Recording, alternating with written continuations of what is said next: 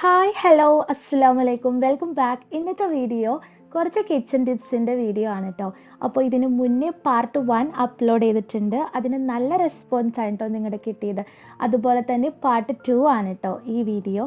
അപ്പോൾ എല്ലാവരും വീഡിയോ മുഴുവനായിട്ട് കണ്ടു. ആദ്യത്തെ ടിപ്പ് എന്ന് വെച്ച് കഴിഞ്ഞാൽ നമ്മുടെ വീട്ടിൽ ഇങ്ങനെ കുറച്ച് ചിപ്സൊക്കെ വാങ്ങി സ്റ്റോർ ചെയ്യാറുണ്ടല്ലോ. അപ്പോൾ അതിൽ എയർ കയറാത്ത വിധത്തിൽ എങ്ങനെയാണ് പൊട്ടിച്ച പാക്കറ്റ് സൂക്ഷിക്കാമെന്ന് നോക്കുന്നതാണ്. അതിന് വേണ്ടിയിട്ട് പുറകുവശം എടുത്തിട്ടുണ്ട്. ആ ചിപ്സിൻ്റെ പാക്കറ്റിൻ്റെ പുറകുവശത്ത് ഇങ്ങനെ കോർണർ രണ്ടും ഇങ്ങനെയായിട്ട് മടക്കി വയ്ക്കുക കേട്ടോ. എന്നിട്ട് ഫ്രണ്ട് ഭാഗത്തേക്ക് തിരിച്ചിട്ട് ഓപ്പോസിറ്റ് സൈഡിലേക്ക് ഇങ്ങനെ ചുരുട്ടി കൊടുക്കുക. എന്നിട്ട് രണ്ട് കോർണറിലും ഇങ്ങനെ ഇരിക്കുന്ന ആ ഒരു വശം ഉണ്ടല്ലോ, അതൊന്ന് നേരെയാക്കി കൊടുക്കുകയാണെങ്കിൽ നമുക്ക് എയർ ഒന്നും കയറാതെ ഒരുപാട് ദിവസം നമുക്ക് സ്റ്റോർ ചെയ്യാൻ സാധിക്കുന്നതാണ്. അപ്പോൾ കഴിക്കുന്നതിനനുസരിച്ച് ഇങ്ങനെ തന്നെ പാക്കറ്റ് ആക്കി കൊടുത്താൽ മതി കേട്ടോ. പിന്നീട് രണ്ടാമത്തെ ടിപ്പ് എന്ന് വെച്ച് കഴിഞ്ഞാൽ നമ്മൾ ഇങ്ങനെ പൾസസ് ഒക്കെ വെള്ളത്തിലിടാണ്ട് പെട്ടെന്ന് മറന്നു പോയിട്ടുണ്ടാവുമല്ലോ. അപ്പോൾ വളരെ എളുപ്പത്തിൽ തന്നെ അത് കുതിർന്ന് കിട്ടാൻ വേണ്ടിയിട്ട് നല്ല തിളച്ച വെള്ളം അതിലേക്ക് ഒഴിച്ചു കൊടുത്തിട്ട് ഒന്ന് മൂടി വെച്ചാൽ മതി. കടലയൊക്കെ പോലത്തുള്ള പൾസസ് ആണെങ്കിൽ കുറച്ചും കൂടി നേരം അധികം എടുക്കും. പക്ഷെ ഗ്രീൻ പീസ്, ചെറുപയറു പോലത്തുള്ള പൾസസ് ആണെങ്കിൽ നമുക്ക് വേഗം തന്നെ കുതിർന്ന് കിട്ടുന്നതാണ് കേട്ടോ. അപ്പോൾ കടലയൊക്കെ ആണെങ്കിൽ ഒരു 6 മുതൽ 7 മണിക്കൂർ വരെ എന്തായാലും എടുക്കുന്നതാണ്. പിന്നീടുള്ള ടിപ്സ് എന്ന് വെച്ച് കഴിഞ്ഞാൽ നമ്മുടെ വീട്ടിൽ എന്തായാലും പഴമൊക്കെ വാങ്ങി കുറേ സ്റ്റോർ ചെയ്ത് വെക്കൽ നമുക്ക് പതിവുള്ളതാണ്. അപ്പോൾ അതെങ്ങനെയാണ് കറുത്ത പാടൊന്നും ഇല്ലാണ്ട് കുറച്ച് അധികം നാൾ തന്നെ സൂക്ഷിക്കാതെ നോക്കുക. അതിനായിട്ട് ടിഷ്യൂ എടുത്തിട്ടുണ്ട്. ടിഷ്യൂ ഒരു 5 ടിഷ്യൂ എടുത്തിട്ടുണ്ട് കേട്ടോ. അതൊന്ന് നനച്ചതിന് ശേഷം അതിൻ്റെ ആ കടയുടെ ഭാഗം ഉണ്ടല്ലോ അവിടെ ഒന്ന് ഇങ്ങനെ ഒട്ടിച്ചു കൊടുക്കാം. എന്നിട്ട് അത് ഡ്രൈ ആവുന്നതിനനുസരിച്ച് നമുക്കത് നനച്ച് കൊടുത്തുകൊണ്ടേയിരിക്കാം. അപ്പോൾ ഇങ്ങനത്തെ റോബസ്റ്റ പഴങ്ങളാണെങ്കിലും അതുപോലെ തന്നെ നേന്ത്രപ്പഴമാണെങ്കിലും നമുക്ക് ചെയ്തെടുക്കാം കേട്ടോ. ഏകദേശം ഒരാഴ്ച മുതൽ 1.5 ആഴ്ച വരെ എന്തായാലും കറുത്ത പാടൊന്നും ഇല്ലാണ്ട് നമുക്ക് പുറത്ത് വെച്ച് തന്നെ സൂക്ഷിക്കാൻ പറ്റുന്നതാണ്. അപ്പോൾ ഒരുപാട് ചൂടുള്ള സ്ഥലങ്ങളിലാണെങ്കിൽ നമ്മുടെ ഈ ടിഷ്യൂ പേപ്പർ പെട്ടെന്ന് തന്നെ വലിഞ്ഞു തുടങ്ങാൻ സാധ്യതയുണ്ട്, ഡ്രൈ ആവാൻ സാധ്യതയുണ്ട്. അപ്പോൾ അത് കുറച്ചും കൂടി നമ്മൾ സ്പ്രേ ചെയ്ത് കൊടുത്തോ അല്ലെങ്കിൽ വെള്ളം ഒഴിച്ചു കൊടുത്തോ നമുക്കത് എപ്പോഴും തണുപ്പിൻ്റെ ഒരു അംശം അതിൽ എപ്പോഴും ഉണ്ടാവണം. അങ്ങനെയാണെങ്കിൽ ഒരാഴ്ചയൊക്കെ വരെ നല്ല അടിപൊളിയായിട്ട് തന്നെ നമുക്ക് സൂക്ഷിക്കാവുന്നതാണ്. പിന്നീട് ഇതുപോലുള്ള കുപ്പികൾ നമ്മുടെ വീട്ടിലുണ്ടാവും. അതിൽ സ്റ്റിക്കർ റിമൂവ് ചെയ്യാൻ വേണ്ടിയിട്ട് സ്റ്റൗ ഒന്ന് ഓണാക്കിയിട്ട് അതിൻ്റെ ചൂടിൽ ഈ സ്റ്റിക്കറുള്ള ഭാഗം ഒന്ന് കാണിച്ചു കൊടുക്കാം. അപ്പോൾ ഒരു 30 സെക്കൻഡൊക്കെ ആക്കുമ്പോഴേക്കും നന്നായിട്ട് തന്നെ സ്റ്റിക്കർ ചൂടാവുന്നതാണ്. എന്നിട്ട് നമ്മുടെ കൈ കൊണ്ട് ഒന്നിങ്ങനെ ഒലിച്ചെടുക്കുകയാണെങ്കിൽ ചില കുപ്പികളൊക്കെ ആണെങ്കിൽ പശ ഉൾപ്പെടെ നമുക്ക് റിമൂവ് ആയി കിട്ടും. ഇപ്പോൾ ഇതിൽ പശ കിട്ടിയിട്ടില്ല. ഇത് നമുക്ക് സ്റ്റീലിൻ്റെ സ്ക്രബ്ബർ ഉണ്ടല്ലോ അത് വെച്ചിട്ട് നന്നായിട്ടൊന്ന് ഉരച്ചു കൊടുത്താൽ നല്ല അടിപൊളിയായിട്ട് തന്നെ സ്റ്റിക്കറൊക്കെ റിമൂവ് ചെയ്യാം. പിന്നീടുള്ള ടിപ്പ് എന്ന് വെച്ച് കഴിഞ്ഞാൽ നാരങ്ങ സൂക്ഷിക്കുന്ന വിധാനം കേട്ടോ.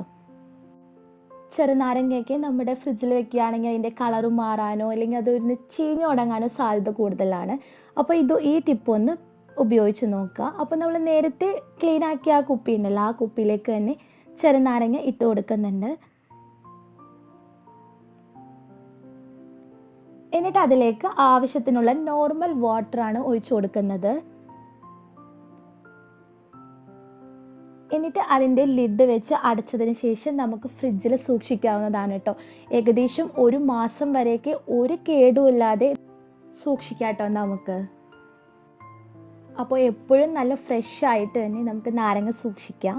ഫ്രിഡ്ജിൽ എന്തായാലും വെക്കണം കേട്ടോ, അത് മറക്കരുത്. പിന്നീട് നമ്മൾ മീനൊക്കെ വാങ്ങിച്ച് സ്റ്റോർ ചെയ്യുമ്പോൾ എന്തായാലും പുറത്തുള്ളവരാകുമ്പോൾ എന്തായാലും നമുക്ക് സ്റ്റോർ ചെയ്ത് വെക്കണം. നാട്ടിലത്തെ പോലെ നമുക്ക് ഫ്രഷ് മീനുകൾ എപ്പോഴും കിട്ടണമെന്നില്ലല്ലോ.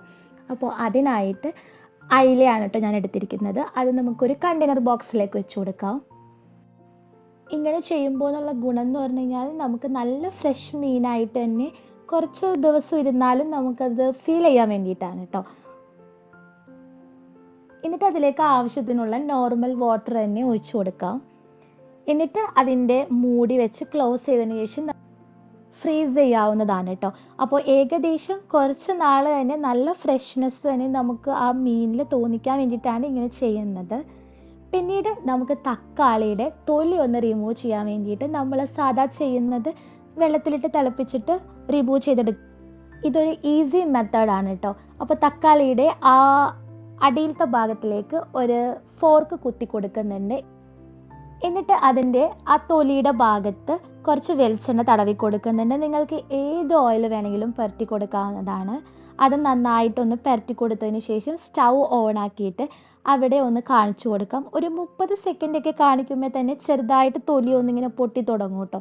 ചിലതിൻ്റെയൊക്കെ ആണെങ്കിൽ നല്ല അടിപൊളിയായിട്ട് തന്നെ നമുക്ക് പൊളിച്ചെടുക്കാൻ പറ്റും. അപ്പോൾ എല്ലാ ഭാഗവും ഒരുപോലെ നമുക്കിങ്ങനെ ചുറ്റിച്ച് ചൂടാക്കിയെടുക്കാം.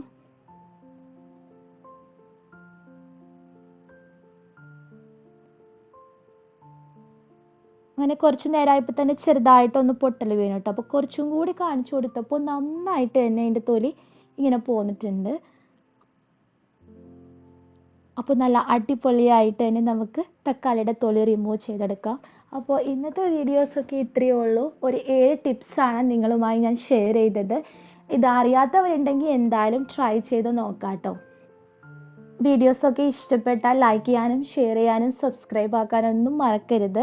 അപ്പോൾ ഇൻഷാ അല്ലാഹ് ഇതുപോലുള്ള വീഡിയോയും വ്ലോഗ്സും കാര്യങ്ങളൊക്കെ ആയിട്ട് കാണുന്നത് വരെ താങ്ക് യു. ബൈ.